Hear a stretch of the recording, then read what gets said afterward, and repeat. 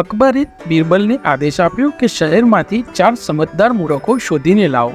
બિરબલ ચાલ્યા ગયા. રાત પડી ત્યારે તેમણે રસ્તામાં જોયું કે એક માણસ લેમ્પ પોસ્ટની લાઇટમાં કંઈક શોધી રહ્યો હતો.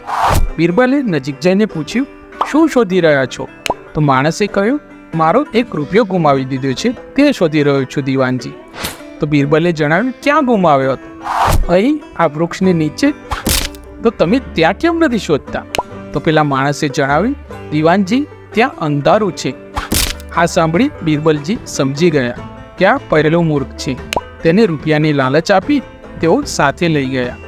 થોડી જ દૂર ગયા હતા ને એક ઘોડસવાર મળ્યો. તે ઘોડા પર બેઠો આવી રહ્યો હતો, પરંતુ તેના માથા પર લાકડીઓનો ગોઠિયો હતો. બિરબલે નજીક જઈને પૂછ્યું, આ લાકડાનો ગોઠિયો માથા પર કેમ રાખ્યો છે? ઘોડા પર કેમ નથી રાખતા? તો પેલા માણસે જણાવ્યું, ઘોડો બહુ નબળો છે દીવાનજી, તેથી મેં ગાંઠિયો મારા માથે પર રાખ્યો છે. એ ખૂબ જ નિર્દોષતા સાથે બોલ્યો, હવે તમે જ કહો, હું પણ ઘોડા પર બેઠો છું, ઘોડો મારું જ વજન સહન કરી શકતો નથી, તો આ લાકડાનું ગોઠિયું મૂકીશ તો ભાઈ આનો હાલ શું થશે? આ તો મરી જ જશે ને. બિરબલે એની મહાન અકલમંદી જોઈ હસી પડ્યા.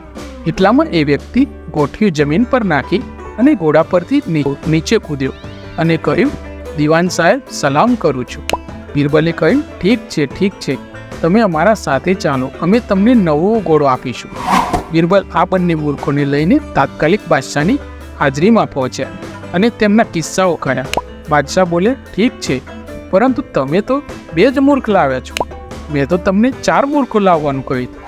બિરબલ બોલ્યા, જહાંપનાહ, આ સમયે 2 મૂર્ખો અહીં જ હાજર છે.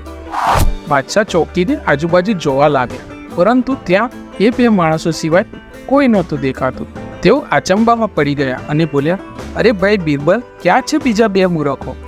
બિરબલ બોલ્યા, માફ કરજો જહાંપનાહ, 3જો મૂર્ખ હું છું, જે આવું બકવાસ કામ કરી રહ્યો છું, અને ચોથો મૂર્ખ તમે છો, જેણે મને આ કામ કરવાનું કહ્યું. બિરબલની વાત સાંભળીને બાદશાહ અકબર જોરથી હસવા લાગ્યા. ત્યારબાદ તેમણે બંને મૂર્ખાને ઇનામ આપીને વિદાય આપી.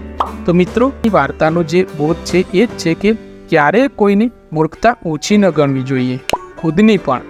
બિરબલે પોતાની મૂર્ખ કહીને સમજદારી બતાવી. તો મિત્રો, વિડીયો સારું લાગે તો લાઈક કરી દેજો, ચેનલને સબસ્ક્રાઈબ કરી દેજો. મળીશું બીજા વિડીયોમાં. જય હિન્દ, જય ભારત, જય કરવી ગુજરાત.